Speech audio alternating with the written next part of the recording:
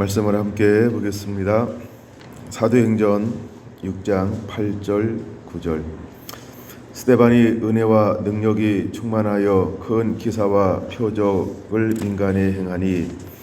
10절. 스데반이 지혜와 성령으로 말함을 그들이 능히 당하지 못하여. 아멘. 다윗의 장막 64번째, 소제목으로는 세술에 취하자 18번째입니다. 계속 이제 다윗의 장막의 마지막 부분을 좀 다루고 있어요. 예배의 영이 임하고 다윗 장막이 회복되어지면 어떤 일이 일어나게 될 것인가? 사도행전 15장이나 아모스 9장에 말씀하고 있는 것처럼 하나님은 이방인들을 추수하고 열방들을 추수하기를 원하고 있어요. 근데 그것이 무엇을 회복함을 통하여서 이룰 것이냐면 예배가 회복되어짐을 통하여서 하나님은 이루기를 원하고 계시다라고 하는 것입니다. 자, 근데 초대교회 가운데 예배가 회복되어졌어요. 예배가 회복되어지면서 이제 예수님과 함께했던 제자들을 비롯한 120문도가 말씀이 충만하여지고 성령이 그들 가운데 임하고 난 이후에 그들의 성령의 능력에 붙들려 나가서 복음을 증거하기 시작을 합니다. 근데 그 복음이 증거될 때 성령의 나타남과 능력이 함께 그들에게 따르는 것을 볼 수 있어요. 마가복음 16장 20절에 말하고 있는 것처럼 따르는 표적으로 말씀을 확실하게 증거하는 역사가 실제로 일어나고 있는 것이죠. 그래서 사도행전 10장 38절에 베드로가 고넬료에게 복음을 증거하러 갔다가 전화해준 내용 중에 하나가 뭐냐 하면 하나님이 나사렛 예수에게 성령과 능력을 기름 붓듯 하셨음에 그가 두루다니며 선한 일을 행하시고 마귀에게 눌린 모든 사람들을 고치셨더라. 이는 하나님이 그와 함께 하심이니라 라고 선포했습니다. 그와 같은 일들이, 그러니까 예수님에게 일어났던 그 일들이 이제는 오순절날 제자들 가운데 그 똑같은 일들이 일어났습니다. 그러면서 제자들에게 일어난 또 하나의 변화가 뭐냐면 이제 그들에게 예배가 회복되어졌다라고 하는 것입니다. 예배가 회복되어졌다라고 하는 것입니다. 그 다음에 오순절의 사건을 통하여서 가장 극적인 변화들이 사실은 몇 가지가 있었는데 그 중에 하나가 뭐냐면 성전에 대한 개념의 획기적인 변혁이 일어났다는 것이죠. 그 전에는 성전 중심으로 한 예배를 드렸어요.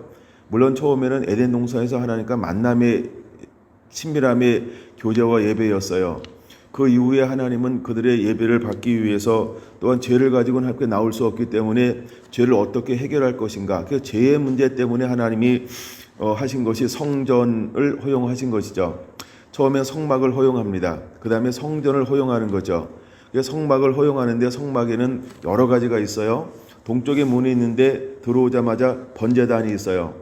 번제단이 무슨 역할을 하는 것이냐 하면 죄의 문제를 해결하는 장소로 번제단을 하나님이 활용하시는 것입니다. 근데 하나님은 번제단에 계신 것이 아니고 어디 계시는 거예요? 지성소에 계시죠. 지성소에 계시는 거예요, 하나님은. 그래서 하나님의 성전을 허용하는 것은 죄를 가지고 하나님 앞에 나올 수 없으니까 죄를 씻고 물두멍에서 씻음 받고 그리고 하나님 앞에 나올 수 있는 길을 열어놓은 거죠. 이게 성전이나 성막의 모형이라는 것입니다. 근데 더 이상 성전이 필요 없게 되었어요. 그 이유는 무엇이냐 하면 예수님께서 단번에 죄를 위하여 죽으심을 통해서 죄를 사하여 버렸어요. 그러니까 더 이상 뭐가 필요 없어졌어요? 짐승으로 드려지는 제사. 그러니까 성전이 필요 없어진 거예요. 성전에서 하는 역할 중에 하나가 뭐냐 하면 이 제단이거든요. 근데 이제 예수님께서 오심을 통해서 우리의 몸에 어느 분이 계시는 거예요? 우리의 몸이 성령이 거하는 전이 되었어요. 그래서 하나님과 함께 할 수 있는, 그래서 우리가 머무는 그곳에서 하나님을 만날 수 있고 예배할 수 있는 이제 우리 몸이 거룩한 성전이 되었다라고 하는 것입니다. 그래서 이제 스데반을 통해서 하나님이 전하였던 복음이나 또한 예수님이 전했던 복음이나, 물론 예수님은 그 부분에 대해서는 한 번만 말씀하셨기 때문에 뭐 다른 거고, 그 다음에 사도들이 전했던 이 복음은 변혁을 일으키는, 그러니까 도저히 그 당시 어떤 그 바리새파나 그 다음에 사두개인들이 가지고 있는 그 사상, 즉 성전의 개념과 율법의 개념을 완전히 뒤바꿔 놓는 그런 것을 전하기 시작을 했던 것이죠. 그러니까 기득권을 가지고 있는 측에서는 이것은 신성 모독이라고 여겨질 수밖에 없는 그러한 일들이 일어나고 있는 거 맞습니다. 근데 그 시대가 몰랐던 것이 무엇이냐면 하나님이 예수님을 통하여서 무엇을 하셨는지를 눈이 멀고 귀가 닫히고 마음으로 깨닫지 못함을 통하여 알지 못했다라고 하는 게 문제인 것이죠. 그런데 심령이 가난한 자, 즉 마음이 가난한 자들에게 복음이 임하고 성령이 임함을 통하여서 예수님을 통하여 하신 일이 무엇인지를 깨닫게 되었다는 거예요. 그게 중요한 거는 깨달은 사람과 못 깨달은 사람들은 천지 차이거든요. 우리가 보통 천재와 둔재를 종이 한 장 차이라고 말하는데 그 종이가 얼마나 두꺼운지 이거 서로 알 수 없는 세계에서 삶을 사는 거죠. 그런 것처럼 복음이 열려져서 깨달은 사람과 율법 안에 갇혀서 사는 사람과의 이 차이는 어마어마한 차이라고 하는 것입니다. 근데 이 문제가 계속해서 초대교회 가운데도 있었지만 이제 오늘 이 시대에도 동일한 것이 있다라고 하는 것입니다. 그래서 이제 우리 이 시대에 하나님이 하길 원하는 것 중에 하나가 뭐냐하면 이제 요한계시록 3장 18절에 말씀하고 있는 것처럼 첫째는 연단된 금을 사서 부요하게 해야 된다라고 말하고 있어요. 연단된 금이라고 하는 것은 단순하게 간단하게 말하면 우리가 연단된 믿음이어야 한다는 것입니다. 그래서 장성한 믿음이어야 한다는 것이죠. 그래서 점도 없고 흠도 없는 그 상태가 되어야 한다라고 하는 것입니다. 그래서 우리는 고난을 통해서 환난을 통해서 하나님께서 우리의 믿음을 연단하고 단련하는 것이지요. 그래서 나를 단련하시니 내가 정금같이 나오리다라고 했던 것처럼 예수님께서도 고난을 통하여 순종을 배우게 했던 이유는 그 고난을 통과할 때 얻어지는 그 순종이 어떤 시련이 와도 흔들리지 않게 될 거라고 하는 것입니다. 그 다음에 이제 우리가 옷을 입는데 옷이라고 하는 건 우리의 삶이죠. 우리의 어떤 명예나 또 어떤 뭐 지식이나 하여간 옷은 우리를 드러내고 나타내는 거예요. 옷은 무엇을 말하냐? 우리 명함 같은 거죠. 근데 그런 걸 말하는 건데 옷은 흰 옷을 사서 입어 벌거벗은 수치를 보이지 않게 하라라고 말하고 있습니다. 우리가 새로운 옷을 입어야 하는데 예수 그리스도의 옷을 입는 것이죠. 옷을 이제 우리는 예수님을 닮는 자가 되어야 한다는 것이죠. 그래서 육과 영이 있는데 육체의 모든 소욕을 벗어버리고 영의 소욕을 입는 것. 그래서 우리 안에 이제는 육이 드러나는 것이 아닌 영의 소욕이 드러나야 한다는 것이죠. 너희는 신의 성품에 참여하라라고 하는 것처럼 이제 우리는 그저 본능으로 사는 것이 아닌 하나님의 성품으로 믿음에서 사랑을 공급하라라고 하는 것처럼 이제 우리가 끊임없이 사랑을 공급하라라고 하는 이 정신이 우리 삶 가운데 그대로 일어나서 이제 우리를 보면 마치 누구를 보는 것과 같아야 하냐. 로마서 13장에 말하고 있는 것처럼 빛의 갑옷을 입으라 라고 말하는 것처럼 빛이신 예수 그리스도로 옷 입는 저와 여러분들이 되라고 말씀하고 있습니다. 이제 그렇게 될 때 우리에게 주어지는 은혜가 있는데 그게 뭐냐 하면 안약을 사서 눈에 발라 보게 하라라고 세 번째 말씀하고 있어요. 그래서 정말 어느 때보다도 이 시대에는 무엇이 필요한 시대에 우리가 살고 있냐 하면 안약이 필요한 시대에 우리가 살고 있다라고 하는 겁니다. 매 시대마다 안약이 요구되고 있지만 근데 초대교회 안약을 발랐던 사람들은 세례 요한을 통해서 오실 길이 예비된 사람. 그래서 세례 요한이 전했던 것을 우리는 회개의 복음, 회개하라 천국에 가까웠느니라 회개를 외쳤던 것을 볼 수 있어요. 그래서 세례 요한을 통해서 준비되어진 사람들이 빛이신 예수님께서 오셨을 때 그 빛을 볼 수 있고 알 수 있고 그래서 그를 나가서 맞이하고 영접할 수 있었다는 것입니다. 그래서 오늘날도 우리에게 풀어져야 할 것 중에 하나가 안약이라고 하는 거죠. 그래서 안약이 풀어져야 하는데 안약은 그러니까 하나님은 비밀한 신분이죠. 하나님은 계시라고 말하고 있죠. 그런 것처럼 우리가 하나님의 비밀한 것, 계시인 것, 그다음에 하나님의 천국에 대한 것을 알기 위해서는 육을 가지고는 도저히 알 수가 없어요. 그래서 우리가 하나님의 은혜가 임할 때 볼 수 있는 눈이 열려져야 되고 들을 수 있는 귀가 주어져야 하는 것입니다. 근데 오늘 이 시대가 바로 그런 시대에 우리가 살고 있다라고 하는 거죠. 근데 성령이 임함을 통해서 제자들이 부활하신 예수님을 만남을 통해서 말씀이 풀어지고 성령을 받는 동시에 그들 가운데 놀라운 변화가 일어났는데 바로 눈이 열렸어요. 그래서 마음을 열어서 말씀을 깨닫게 합니다. 그래서 하나님이 그들에게 어떤 은혜를 허용해 주셨냐 하면 예수님을 통하여서 안약을 허용해 주었어요. 그러니까 그 모든 것들이 영적인 세계를 보는 거예요. 하나님 나라를 보는 거예요. 땅의 세계를 보는 거예요.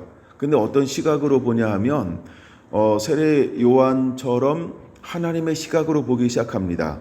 하나님의 시각으로. 그래서 12사도가 어떤 시각으로 바라보냐 하면 하나님의 시각으로 이 땅을 바라보는 거예요. 그러니까 모든 사람들을 포용할 수 있고 품을 수 있는 마음이 그냥 마음으로부터 우러나오는 거죠. 우리가 율법과 계명이 두 가지로 요약하면 뭐라고 말씀하고 있죠? 하나님을 사랑하라, 이웃을 사랑하라. 하나님을 사랑하는데 이웃을 내 몸처럼 사랑하는데 이 원리가 그냥 하나님의 말씀과 성령이 풀어지니까 다시 말해서 예배가 회복되어진 사람에게 나타나는 것이 있다는 거예요. 뭐가 나타날까요? 하나님 사랑, 이웃 사랑이 그냥 나타나게 되어져 있어요. 이것이 예배 회복한 사람들에게 일어나는 특징이 되어질 것입니다. 그래서 안약을 눈에 발라 보게 하니까 이 두 계명이 그대로 회복되어지는 것이죠. 스데반이 지금 이들에게 성령과 능력에 충만하고 그 다음에 지혜와 성령에 충만하여서 그들에게 말할 때, 그들에게 복음을 증거할 때, 또한 그들과 논쟁을 하고 쟁론을 벌일 때 무엇을 이야기했을까요? 그는 아마 깨달은 것 가지고 계속해서 그들에게 이야기했을 것입니다. 근데 듣는 그 헬라파 유대인들의 지도자들은 왜 그걸 못 알아들었을까요? 이들은 깨닫지 못하니까요. 이들은 아직 들을 수 있는 은혜가 임하지 않았어요. 그러니까 듣지 못하면 이들은 뭐에 익숙한 사람들이니까 모세의 율법이요. 그게 모세의 율법에 갇혀 있는 사람들이니까 열린 사람들이 말하는 거를 들을 수가 없는 거예요. 깨달을 수가 없는 거예요. 그러니까 이들의 기준에 의하면 스데반에 전하는 이 복음의 내용은 무엇일까요? 신성모독이에요. 받아들일 수도 없고 용납할 수가 없는 거예요. 아니 성전을 중심으로 해서 예배를 드려야 되지 뭔 소리냐? 어떻게 성전을 떠나서 할 수 있겠냐? 이 사고를 가지고 있는 거예요. 네. 근데 스데반에 전해진 복음의 내용을 간략 짧게 한번 나눠볼까요? 이 스데반에 전하는 복음은 어떤 내용이냐 하면 봐라, 하나님이 아브라함을 불렀는데 성전에서 만나줬냐? 아니다. 메소포타미아 그 땅에 갈대아 우르 그 땅에 있을 때 하나님께 만나주었다. 말씀이 그에게 임함으로 거기서 하나님께서 임하였다. 그리고 그런 말씀을 따라갔다. 그 다음에 이미 성전이 지어지기 전에 하나님이 가나안 땅을 주겠다고 약속했다. 그리고 가나안 땅에 왔을 때 하나님이 거기서 계속해서 말씀을 부어주었다. 여러분 이삭이 성전에서 하나님께서 만나서 이야기하는 게 아니고 그가 머무는 곳에서 하나님께서 찾아와 주심을 통해서 그에게 말씀을 해주셨다. 그러니까 이 전통적인 개념은 뭐냐면 하나님은 성전에서 만나 주신다라고 하는 전통적인 생각과 관념을 가지고 있었다는 거예요. 근데 복음이 임하니까, 그래서 성령이 임하니까 하나님께서 어디서 만나주느냐라고 할 때, 어디서 만나서 드려지는 예배를 받느냐라고 할 때 예배의 장소가 성전의 개념에서 이게 변화가 되었단 말이에요. 어떤 변화가 일어났어요? 하나님의 사람이 모인 곳에서, 그렇죠? 두셋이 내 이름으로 모인 곳에 내가 너와 함께 하겠다라고 하면서 너희가 모인 그곳에서 내가 너를 만나줄 것이며 너희 예배를 받을 것이다라고 하는 이 변혁이 일어났단 말이에요. 근데 율법을 고수하는 사람들, 율법에 매여 있는 사람들은, 이 율법만 알고 있는 사람들은 자기가 지금까지 가지고 배워왔던 가치관과 신념과 너무나 부닥치는 것이죠. 그러니까 그들이 바라볼 땐 이것을 신성모독이라고 볼 수밖에 없다라고 하는 거죠. 이게 종교의 영에 갇혀 있는 사람들의 한계점이라고 하는 것입니다. 그래서 스데반을 신성 모독죄로 고소하는 거예요. 그리고 그들은 무슨 말을 한다 할지라도 깨닫지 못하니까 도리어 이를 가는 거죠. 이를 간다라고 하는 건 분이 올라오는 거거든요. 예, 감정의 폭발해서 이걸 이기지 못해서 분이 올라오기 때문에 그 이를 갈기 시작하는 거예요. 예, 그래서 결국 그들은 스데반을 내어서 죽이는 일에 하나가 되어지는 것이죠. 그러니까 이 얘기를 쭉 하고 있는 거예요. 모세의 이야기도 그 얘기고 요셉의 이야기도 그 얘기고 요셉도 하나님께서 어디서 만나줘요? 야곱도 하나님께서 어디서 다 만나줘요? 그가 머무는 곳에서 만나줘요. 그렇죠? 예, 성전에서 만나주는 게 아닙니다. 시온에서 만나주는 것이 아니고요. 예루살렘 성전에서 만나주는 게 아니에요.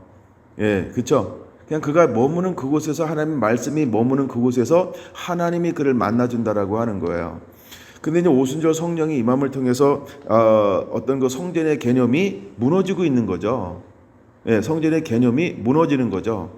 그 다음에 이제 사두개인들이 가장 중요시 여기는 것 중에 하나가 뭐냐 하면 제사입니다. 제사. 근데 그들이 중요시 여기는 제사가 누굴 통하여 파쇄해졌나요? 예수님이 단번에 산제물이 되어서 드려짐을 통해서 더 이상 번제단이 필요 없게 되었단 말이에요. 그렇죠? 번제단이 필요 없게 되었어요. 그러면 번제단이 필요 없으면은 대제사장들은 그다음에 제사장들은 무엇이 끊어져 버리는 것처럼 여겼을까요? 무엇이 끊어졌을까요? 나중에 볼 겁니다만 모든 수입원이 끊어진다 이렇게 바라보는 거예요. 수입원이라고 하는 건 다시 말해서 경제적인 거거든요. 여러분 사람들이 경제가 막히면 이성을 좀 많이 잃어버리기도 합니다. 여러분 안 그렇죠? 대답이 없는 거 보니 마스크 써서 그러나? 예.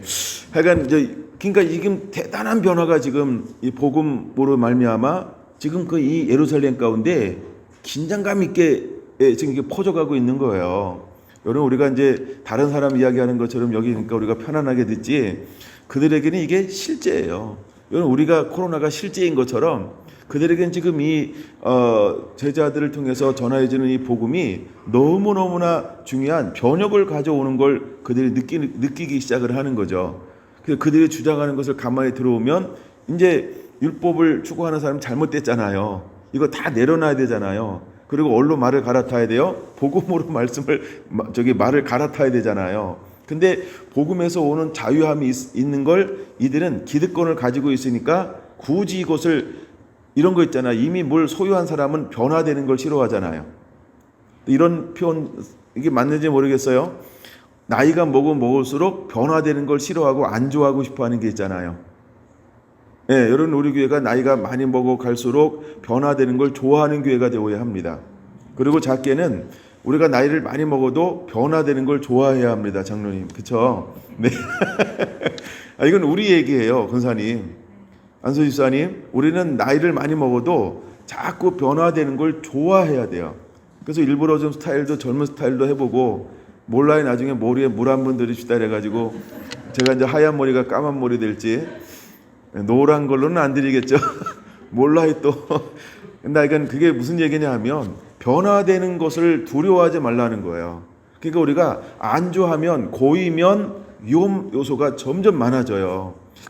근데 특별히 신앙이라고 하는 것은 계속해서 변화될 준비를 하고 있어야 돼요. 할렐루야. 여러분가 사회나 문화나 어떤 기술이나 여러 가지는 계속 발전되잖아요. 이걸 발전이라는 표현을 쓰잖아요. 근데 우리도 그런 의미에서 끊임없이 발전에 동승해야 할 줄로 믿습니다. 할렐루야. 그러니까 우리가 고여있지 않게 되기를 원합니다. 근데 이미 예수님께서 오셔서 모든 사역을 다 하시고 새로운 사역이 일어남에도 불구하고 기득권을 가지고 있는 사람들은 이 사람을 신성모독으로 죽여버렸단 말이에요. 그러니까 이 말 타지 않겠다는 거예요. 이 흐름을 타지 않겠다는 거예요. 근데 하나님께서 계획하셔서 하나님의 아들이 세상을 사랑하셔서 누구든지 그를 믿는 자는 멸망치 않고 영원한 생명을 얻게 하시려고 오셨음에도 불구하고 이들을 내어준 사람들이죠. 이들은 내어줬단 말이에요. 이건 오늘날도 똑같은 거죠. 오늘날도 우리는 이미 500년 전 종교개혁 그 이후에 그냥 그거 위에 계속해서 세워놓기를 원해요. 그 전도 아니고 후도 아니고요. 그냥 그 종교개혁했던 그때로 세워놓기를 원해요. 이게 신학이에요. 제가 어떤 때는 정말 제가 신앙 얘기를 잘 안 하지만 얼마나 답답하고 막 그런지 몰라요. 그냥 여기서 멈춰 있어요. 그래서 모든 기준이 뭐냐 할 때는 이걸 자꾸 일로 자꾸 기준으로 가요. 성경도 아니고요. 누가 주장한 거 그거 맞냐 안 맞냐. 계속 거기에 껴맞추게 하는 거예요. 껴맞추게. 예, 이게 교회입니다. 그러니까 교회가 얼마나 고여 있는지를 알아야 돼요. 그래서 하나님의 고여 있고 스스로 개혁할지 모르니까 뭘 자꾸 허용하는 거예요. 고난과 환난을 허용하는 거예요. 그러니까 예루살렘 교회가 계속 머물러 있잖아요. 근데 하나님은 스데반을 통해서 복음도 증거하지만 스데반 한 사람을 통해서 하나님께서 하시는 일이 뭐냐면 이들을 흩어놓는 촉매로 하나님이 스데반을 사용하고 있다라고 하는 거죠. 그래서 스데반이 무엇을 당하냐 하면 복음을 증거하고 난 다음에 순교를 당합니다. 그래서 스데반은 첫 순교자가 되어지는 것이지요. 잘 한번 들어보세요. 좀 빠른 속도로 한번 지금 나눴던 것을 정리해 볼게요. 스데반은 멸류관이라고 하는 이름의 뜻을 가지고 있고요. 헬라파 유대인입니다. 그는 상류층에 속한 사람으로 알려져 있습니다. 그는 AD 30년경 예수님께서 십자가에서 죽으시고 부활하셨습니다. 그것을 목격한 자들의 증거로 인하여 급속한 변화를 받은 사람 중에 한 사람이 스데반입니다. 그는 원래 모세를 중심으로 한 율법에 정통한 그리고 그것의 삶을 살고 있었던 사람이었죠. 그러나 예수 그리스도의 복음을 듣고 난 이후에 그는 새로운 변화를 받은 하나님의 사람들 중에 속하여 있었습니다. 그리고 하나님은 스데반을 첫 순교자로 하나님이 스데반을 선택하셨습니다. 그래서 이제 유대에서 머물러 있던 예루살렘에 머물러 있던 그 복음이 사마리아와 온 그 유대와 사마리아로 그다음에 이방인으로 복음이 흘러가는 그런 하나님의 통로로 하나님이 스데반을 사용하십니다. 그가 순교하기 전에 이미 그는 제자들을 통하여서 말씀을 배웠고 또 그 말씀이 말씀으로 변화된 사람이었고 그 다음에 그는 많은 증거를 가지고 있는 이 사람이었고 그래서 6장 5절에 말씀하고 있는 것처럼 그는 성령과 지혜가 충만하고 칭찬받는 사람이 되어서 초대교회의 지도자 중에 한 사람으로 세워지는 그런 은혜를 입게 되어집니다. 8절의 말씀 보면 그를 통하여서 은혜와 능력이 많이 나타나고 복음을 전하는 가운데 큰 기사와 표적이 많은 사람들을 변화시킴을 통해서 특히 헬라파 유대인들 가운데 많은 변혁을 가져다주는 통로로 하나님이 사용하시고 있습니다. 더 나아가 8절에는 헬라파 유대인들의 지도자들과 많은 논쟁을 더불어서 그들에게 복음을 증거하지만 그들이 그 스데반의 해박하고 또 성경 지식이 풍부한 것을 당하지 못함으로 말미암아 그들이 스데반을 고소하기에 이르게 되어집니다. 그러나 스데반은 사랑과 용기가 넘치는 사람이었습니다. 그는 최초의 집사요 순교자가 되었습니다. 그는 복음을 증거할 때 강하고 담대하게 또 거침없이 복음을 증거하는 하나님의 사람이었습니다. 복음을 위해 생명을 바치기 전에 먼저 복음을 위해 살 수 있는 사람이 스데반이었습니다. 집사로 세워질 때 그는 최고 칭찬 듣는 자였습니다. 7명 중에 이름이 첫 번째 소개가 되어지고 있습니다. 그는 사역 속에서 많은 하나님의 사랑을 이 땅 가운데 풀어 놓았습니다. 작은 일에 충성된 자는 보다 큰 책임에도 충성되게 감당할 수 있는 사람인 것을 우리는 스데반을 통하여서 볼 수 있습니다. 이게 제가 정리한 거예요. 읽어주니까 좋죠? 네. 근데 저는 읽어주는 것보다 이야기식으로 하는 걸 너무 좋아해서 늘 이야기식으로 합니다. 자, 그런데 이제 지금부터 이제 좀 더 살펴볼 겁니다. 지금부터가 중요합니다. 지금부터가 이제 중요합니다. 누가복음 16장으로 한번 가보겠습니다. 누가복음 16장. 누가복음 16장 10절 보겠습니다. 누가복음 16장 10절. 지극히 작은 것에 충성된 자는 큰 것에도 충성되고 지극히 작은 것에 불의한 자는 큰 것에도 불의하니라. 너희가 만일 불의한 제물에도 충성되지 아니하면 누가 참된 것으로 너희에게 맡기겠느냐. 너희가 만일 남의 것에 충성하지 아니하면 누가 너희의 것을 너희에게 주겠느냐. 집 하인이 두 주인을 섬길 수 없나니 혹 이를 미워하고 저를 사랑하거나 혹 이를 중히 여기고 저를 경히 여길 것임이니라. 너희는 하나님과 재물을 겸하여 섬길 수가 없느니라. 바리새인들은 돈을 좋아하는 사람들이라. 이 모든 것을 듣고 비웃거늘 이라고 말하고 있습니다. 스데반은 어떤 사람이라고요? 지극히 작은 것에 충성할 줄 아는 하나님의 사람이었다라고 하는 것입니다. 근데 그 당시 조건을 가지고 있는 또 헬라파 유대인이나 그 다음에 바리새파 유대인들이나 이 바리새파들, 특별히 해당을 관리하고 있고 또 서기관이나 보통 이제 우리가 사두개인 쪽에서는 우리가 이제 랍비들이라고 표현합니다. 근데 이제 헬라파의 사람들은 이제 서기관들입니다. 근데 이 사람들이 무엇을 좋아하는 사람들이냐면, 물론 바리새파나 사두개인들이 무엇을 좋아하는지 14절에 뭐라고 말하고 있습니까? 돈을 좋아하는 사람이로라. 돈은 무엇의 대표인가요? 세상적인 것. 이것이 돈의 대표죠. 너희가 두 주인을 함께 섬길 수 없나니라고 할 때 하나님과 돈. 그래서 돈을 세상을 대표하는 것으로 사용하기도 하시죠. 그런 것처럼 돈을 사랑한다라고 하는 것은 하나님보다 뭘 더 사랑한다는 거예요? 세상을 더 사랑한다. 이것을 우리에게 보여주고 있는 말씀 중에 하나인 것입니다. 좀 더 보고 다른 데 한번 넘어가 볼게요. 15절. 예수께서 이르시되 너희는 하나 앞에서 스스로 옳다 하는 자들이나 너희 마음을 하나님께서 아시나니 사람 중에 높임을 받는 그것은 하나님 앞에 미움을 받는 것이니라. 율법과 선지자는 요한의 때까지요. 그 후부터는 하나님 나라의 복음이 전파되어 사람마다 그리로 침입하느니라. 그러나 율법의 한 획이 떨어짐보다 천지가 없어짐이 쉬우리라. 무릇 자기 아내를 버리고 다른 데로 장가드는 자도 간음함이요 무릇 버림당하는 여자에게 장가드는 자도 간음함이니라. 자, 15절 16절 포인트가 있죠. 16절 율법과 선지자는 요한의 때까지요 라고 했는데 이들이 그것을 인정하나요? 이것을 깨달았나요? 이것을 받아들이고 있나요? 그렇죠? 이들은 아직 이것에 눈이 열리지 않았죠. 귀가 열리지 않았죠. 그래서 끊임없이 그들은 모세 율법을 추구하고 성전을 중심으로 한 예배의 삶을 전부를 다하는 거죠. 근데 그들의 예배를 하나님께서 받으실 수 있었나요? 그들은 성전을 무엇으로 만들었을까요? 그렇죠. 강도의 굴로 여전히 만들고 있는데 이들은 그걸 모르고 있다라고 하는 것입니다. 근데 이제 이 복음이 그래서 어디로 넘어가게 될 것인가를 보여주고 있는 거예요. 근데 하나님의 오순절 성령을 통해서 무엇을 회복했어요? 예, 복음이 회복됐어요. 말씀이 회복되었어요. 근데 이 복음이 이제 히브리파 유대인과 헬라파 유대인들 가운데 놀라운 변화들을 가지고 왔어요.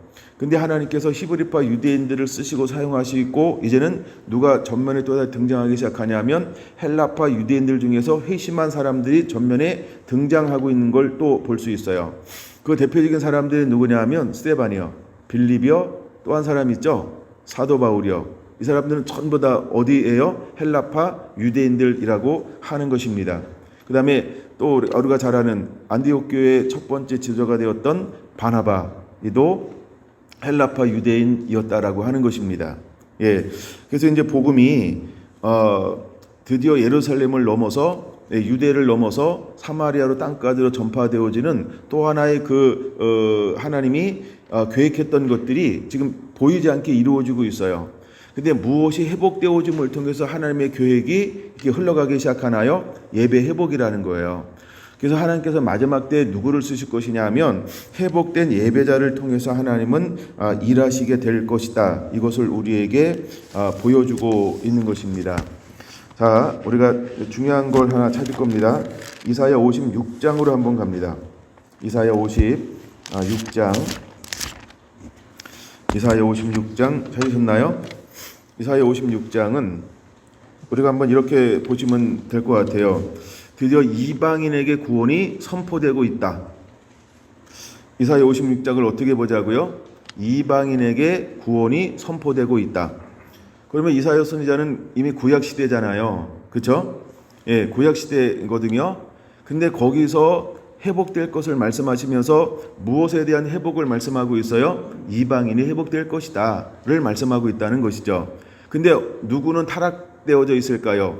이스라엘 사람들은 타락되어져 있을 것이다. 이것을 보여주고 있어요. 그 부분을 좀 오늘 오전에 살펴보려고 합니다.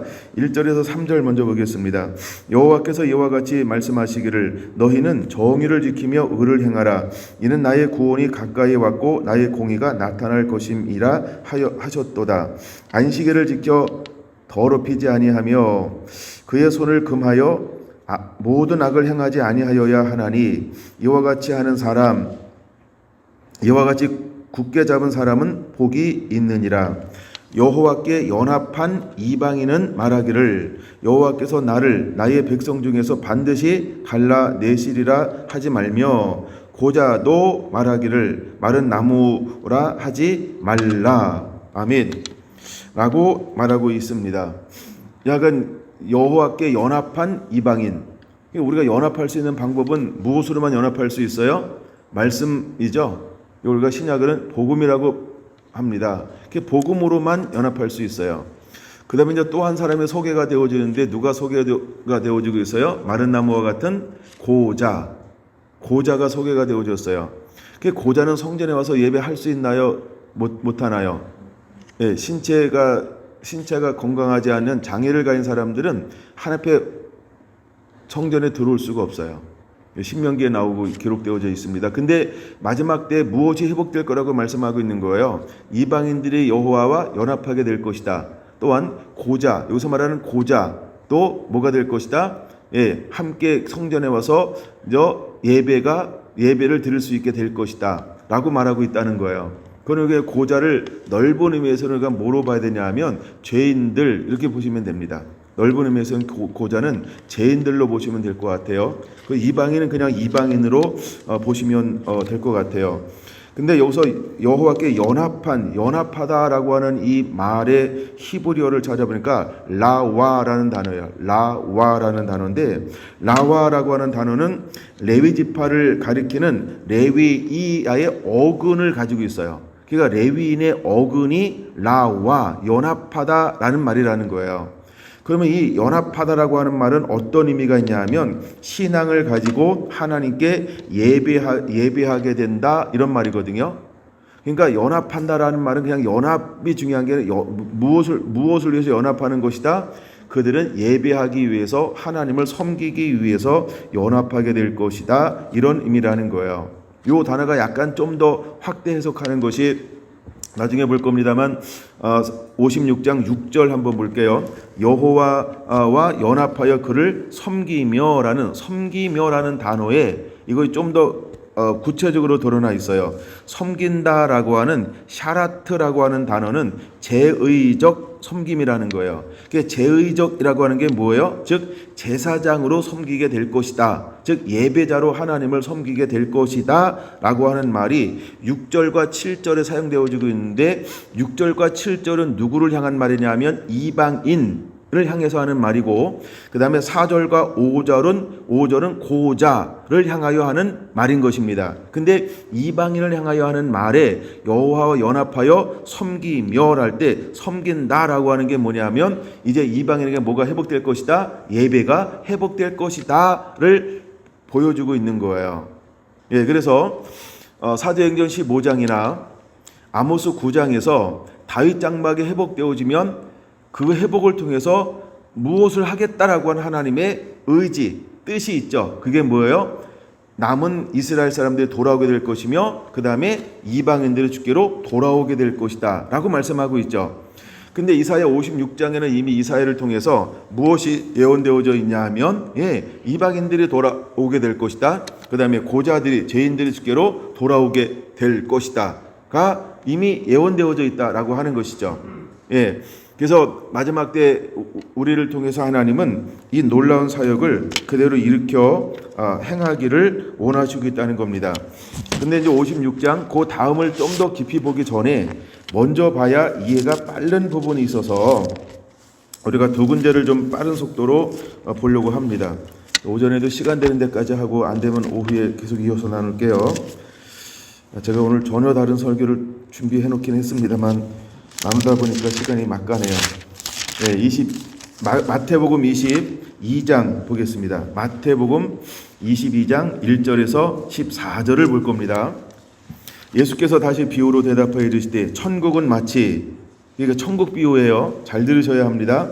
천국은 마치 자기 아들을 위하여 혼인잔치를 베푼 어떤 임금과 같으니, 임금은 누굴 말하는 걸까요? 하나님을 말하는 거죠. 그 종들을 보내어 그 청한 사람들을 혼인잔치에 오라 하였더니 오기를 싫어하거늘. 그 종들을 보내는 거예요. 그러니까 우리가 유대인의 풍습을 알아야 돼요. 만약에 우리가 어떤 행사를 한다 그러면 미리 종들을 보내서 초청합니다. 그래서 올 건가 안 올 것인가를 그때는 상관없어요. 난 그때 가겠어요. 그러면 그때는 내가 뭔 선약이 있어서 못 가요. 죄송합니다. 다음에 또 있으면 초대해 주세요. 이렇게 하면 돼요. 근데 처음에 딱 청했더니 처음에다 뭐라 그랬어요? 갈게요. 라고 이야기했어요. 그래서 미리 해서 그러면 오는 것만큼 잔치를 준비하는 거예요. 숟가락을 놓는 거죠. 이렇게 자리 배정도 하고, 하여간 예약제라고 하는 것이죠. 이게 이스라엘의 문화예요. 그다음에 청한 사람들을 혼인잔치에 오라 하였더니 오기를 싫어하거늘. 다른 종들을 보내며 이르되 청한 사람들에게 이르기를 내가 오찬을 준비하되 나의 소와 살찐 짐승을 잡아 모든 것을 갖추었으니 혼인잔치에 오소서 하라 하였더니 그들이 돌아보지도 않고, 어떡하고요? 돌아보지도 않고. 어떤 행동일까요? 관심 없다, 무시하는 거죠. 경멸하는 거죠. 멸시하는 거죠.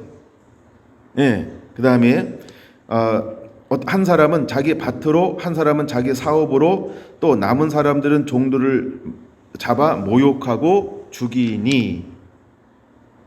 이걸 우리가 역사적으로 보면 선지자들을 이렇게 죽이는 거죠. 마지막 때 스데반의 순교를 당하는 것처럼, 그래서 스데반도 이렇게 모욕받고 죽는 거예요. 임금이 노하여 군대를 보내어 그 살인자들을 진멸하고 그 동네를 불살르고 이에 종들에게 이르되 혼인잔치는 준비되었으나 청한 사람은 합당하지 아니하니. 청한 사람이 누굴까요? 이스라엘 사람. 이스라엘 사람이, 청한 사람은 이스라엘 사람, 이스라엘을 말하는 거예요. 네 거리로 가서 사람들을 만나는 대로 혼인잔치에 청하여 오라 한데 종들이 길에 나가 악한 자나 선한 자나 만나는 대로 모두 데려오니 혼인잔치의 손님으로 가득한지라. 악한 자나 선한 자나 누굴까요? 이방인이나 고자나. 그러니까 이사야 56장에 표현하면 그렇게 표현할 수 있는 거예요. 그 다음에 임금이 손님들을 불러 들어올세 거기 예복을 입지 않은 한 사람을 보고 이르되 친구여 어찌하여 예복을 입지 않고 여기 들어왔느냐 하니 그가 아무 말도 못하거늘. 이렇게 말하죠. 이제 청하라 해서 했더니 약간 들어오긴 했어요. 잔치에 앉아 있어요. 근데 주인이 딱 왔을 때 뭘 보는 거예요? 예복을 입었나 입지 않았나를 보는 거죠. 여기서 말하는 예복은 무엇일까요? 복음으로 무장했는가, 복음으로 무장하고 있지 않는가, 예수님을 영접했는가, 예수님을 영접하지 않았는가를 보는 거죠. 근데 임금이 사람들에게 말하되 그 손발을 묶어 바깥 어두운 데 내던지라. 바깥 어두운 데는 지옥을 말합니다. 거기서 슬피 울며 이를 갈미 있으리라. 청함을 받은 사람은 많되 택함을 입은 자는 적으니라. 그건 넘어가서요. 누가복음 14장으로 가겠습니다. 누가복음 14장 15절부터 보겠습니다. 누가복음 14장 15절. 함께 먹는 사람 중에 하나가 이 말을 듣고 이르되 무릇 하나님의 나라에서 떡을 먹는 자는 복되도다 하니 라고 말하죠.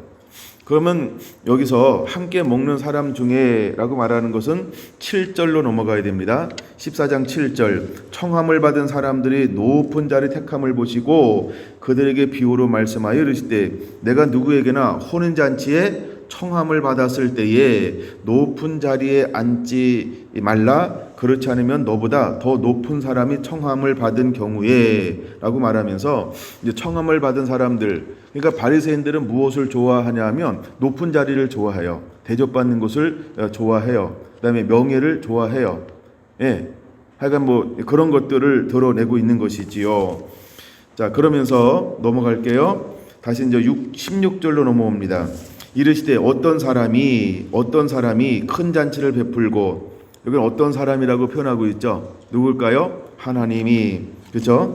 이제 큰 잔치를 베풀고 많은 사람들을 청하였더니 17절 잔치할 시각에 청하였던 자들이 누굴까요? 이스라엘 사람들, 자칭 선민이라고 하는, 우리가 선민이라고 하는 이스라엘 사람들을 말하는 겁니다. 이스라엘을 말하는 거죠. 종을 보내어 이르되 오소서 모든 것이 준비되었나이다 하매, 네모박스 한번 쳐보세요. 18절 다 일치하여 사양하더라는 겁니다. 뭐라고 사양을 합니까? 첫째, 나는 밭을 샀음에 아무래도 나가보아야 하겠으니 청컨대 나를 양해해 달라고 하라 라고 말합니다. 밭이라고 하는 건 우리가 뭐예요? 소유죠, 소유. 예, 이 땅에 있는 뭐 재물이나 하여간 내가 지금 뭘 소유하고 있는가, 그것 때문에 난 못 가겠다는 거예요. 그러니까 이 사람들은 누굴 더 사랑하는 거예요? 천국 잔치보다, 그러니까 그 잔치에 가는 것보다 뭘 더 사랑해요? 예, 자기를 더 사랑하는 사람들이라는 거예요. 그 다음에 19절 또 어떤 사람들은 이르되 나는 소 5겨리를 샀음에 시험하러 가니, 5겨리라고 하는 건 결이니까 두 마리거든요. 그러니까 10마리를 말하죠. 그러니까 대단한 부자입니다. 예, 소 10마리를 가지고 있어요. 목장도 아니고 대단한 부자죠. 예. 그러니까 나를 양해해 달라 하고, 왜? 소를 샀으니까 소를 시험해 봐야 한다는 거예요. 얘가 잘 끄는가, 힘이 있는가, 뭐 이런 거. 이거는 뭐예요?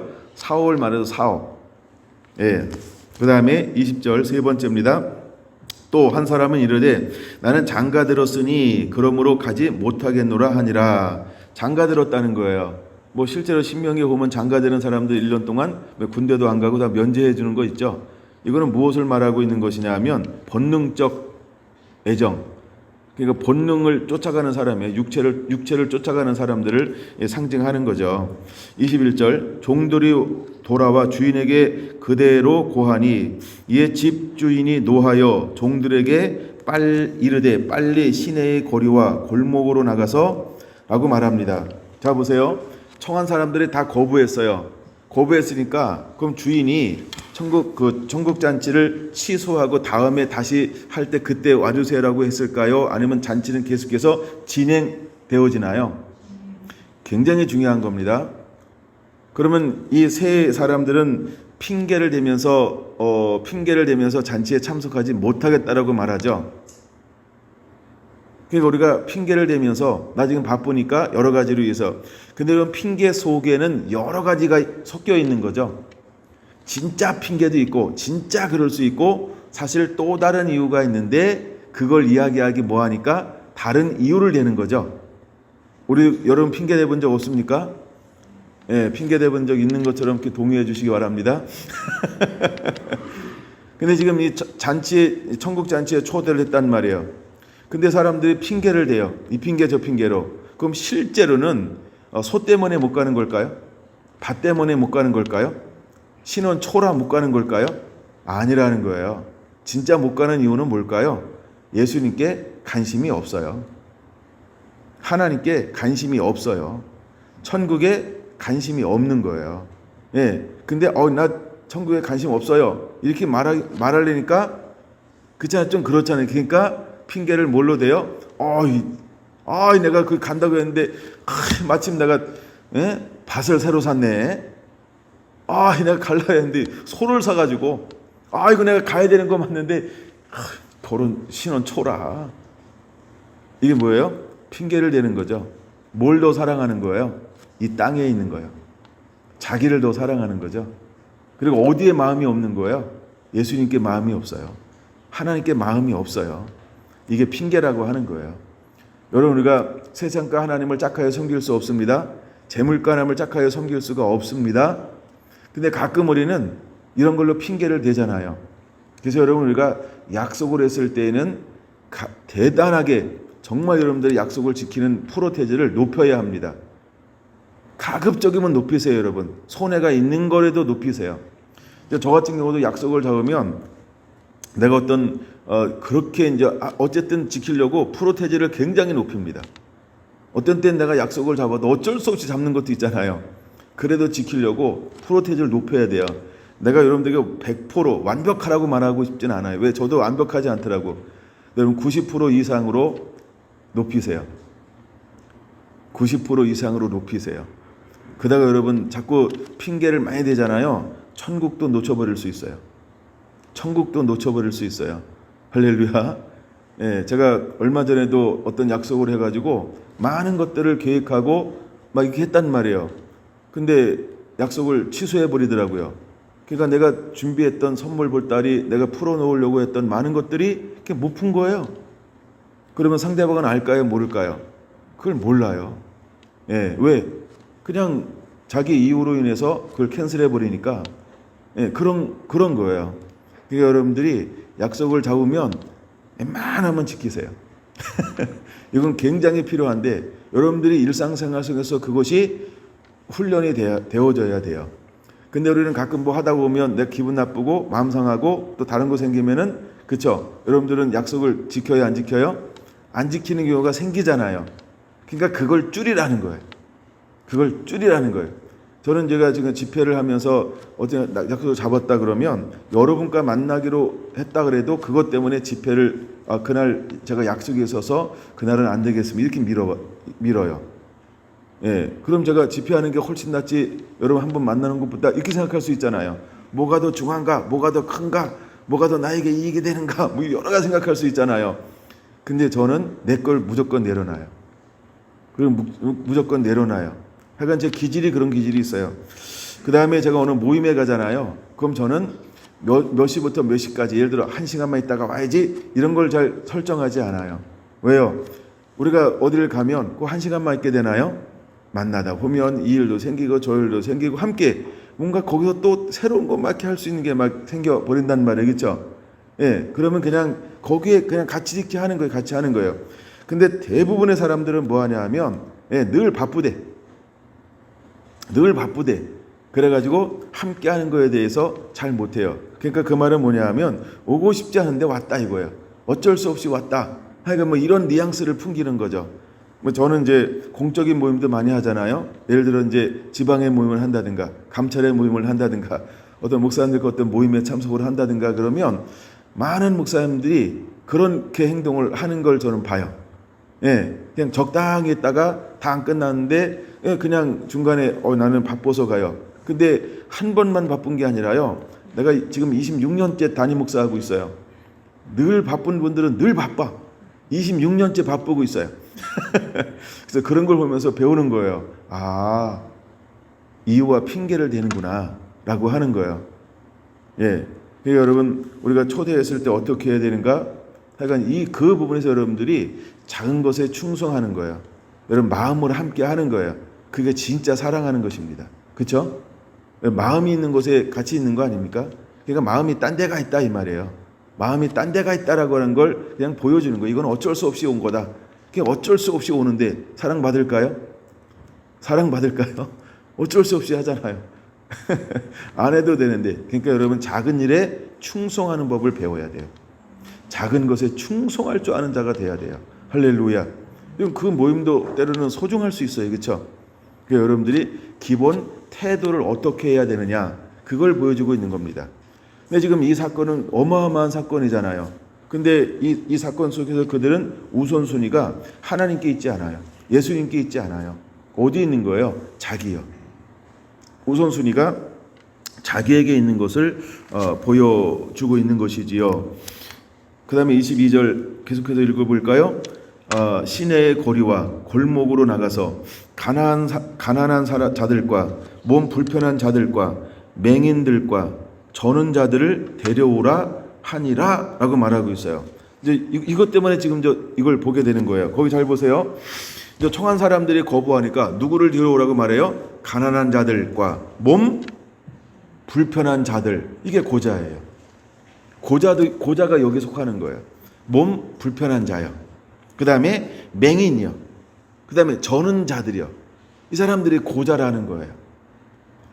그 주님은 결국 누구도 포용하는 거예요? 모든 사람을 포용하는 거예요. 모든 민족을 포용하는 거예요. 할렐루야.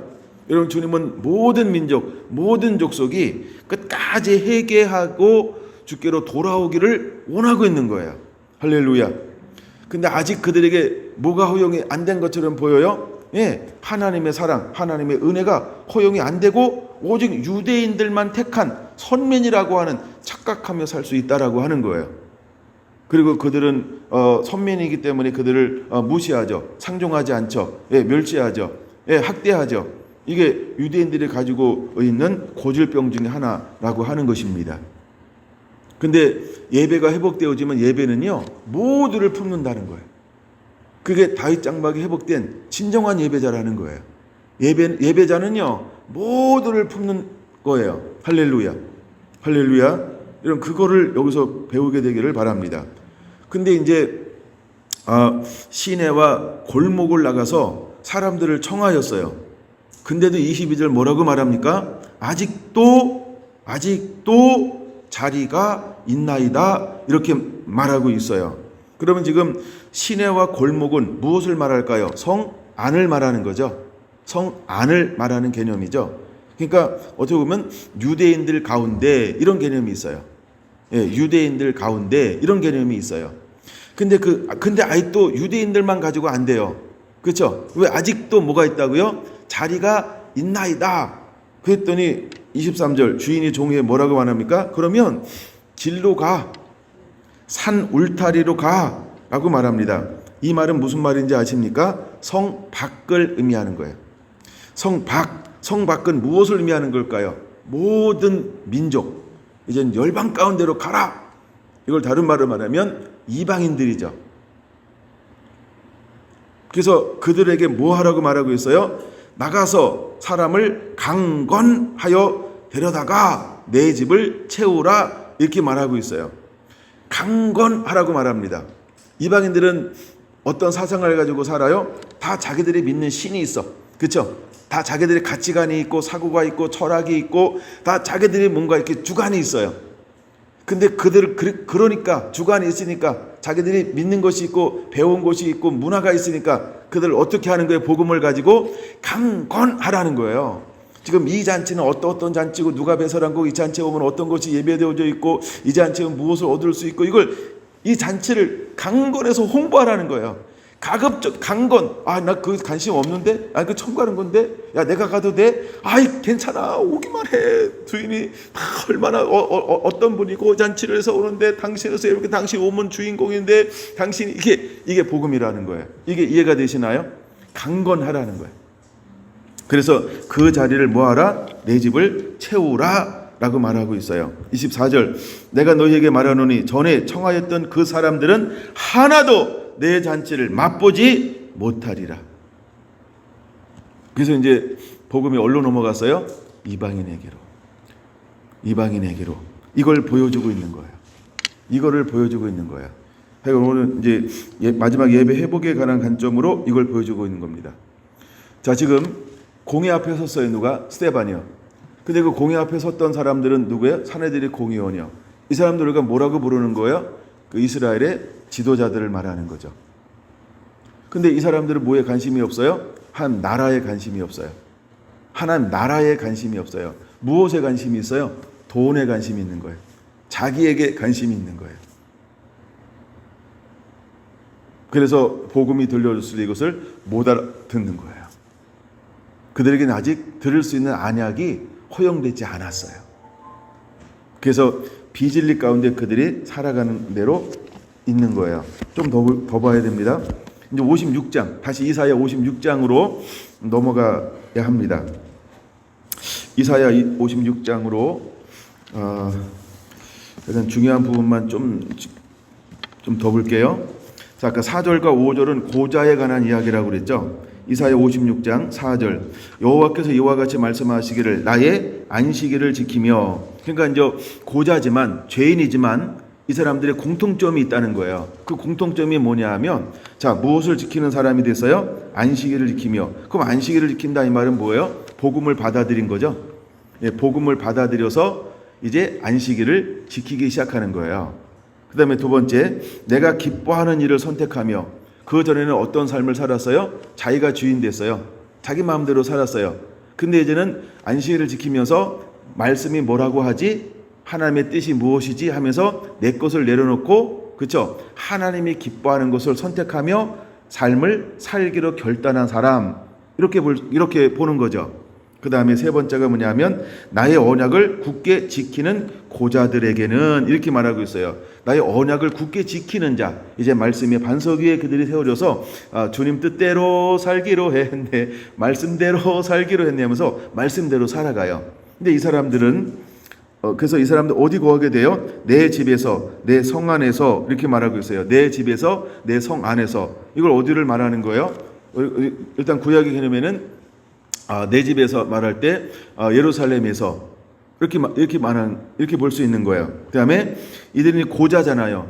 고자니까 뭐가 없어요? 자녀를 낳을 수가 없어요. 그렇죠? 자녀를 낳을 수가 없었단 말이에요. 근데 자녀가 없어서 가문은 있지 못하지만 하나님께 그게 무엇을 주시겠다고 말씀하고 있나요? 굉장히 중요합니다. 아들이나 딸보다 나은 기념물과 이름을 그들에게 주며 영원한 이름을 주어 끊어지지 아니하게 할 것이요. 할렐루야. 하나님께서 이렇게 하시겠다라고 약속하고 있다는 거예요. 고자에게. 이거 넓은 의미에서는 마지막에 모든 죄인들에게 이렇게 표현하는 겁니다. 더 나아가서 6절 7절은 이제 이방인들을 향하는 거라고 그랬죠. 6절 보겠습니다. 여호와와 연합하여 그를 섬기며. 이방이지만 그들 하나님께서 마지막 때 어디까지 올린다고요? 제사장적 예배하는 사람으로 올릴 것이다. 여러분들 나중에 이거 기억하는지 모르겠어요. 그러니까 이사야 66장이니까 찾아볼게요. 이사야 66장 핵심만 보겠습니다. 20절부터 나 여호와가 말하노라 이스라엘 자손의 예물을 깨끗한 그릇에 담아 여호와의 집에 드린 같이 그들이 너희 모든 형제를 뭇 나라에서 나의 성산 예루살렘으로 말과 소래와 교제와 노새와 낙타에 태워다가 여호와께 예물로 드릴 것이요. 21절 같이 읽습니다. 나는 그들 가운데 택하여 제사장과 레위인을 삼으리라. 바로 연합하여 섬기며 라고 할 때 21절을 말하는 거예요. 무엇으로 삼아서? 제사장과 레위인을 삼아서. 이게 제위적인 의미라고 하는 거예요. 예, 그래서 샤르트라고 섬기다라는 언어를 사용하고 있습니다. 그다음에 여호와의 이름을 사랑합니다. 누가? 이제 이방인들이 여호와의 이름을 사랑해요. 전에는 여호와를 모르니까 사랑하지 않죠. 사랑하다라고 하는 말은 뭐예요? 섬긴다는 거예요. 사랑한다는 말이 뭐예요? 우선순위에 놓았다라고 하는 거예요. 그 다음에 그의 종이 되며 안식일을 지켜 더럽히지 아니하며 나의 언약을 굳게 지키는 이방인마다 어떻게 하시겠다는 거예요? 7절 내가 곧 그들 이방인입니다. 나의 성산으로 인도하여 기도하는 내 집에서 그들을 기쁘게 할 것이며 라고 말합니다.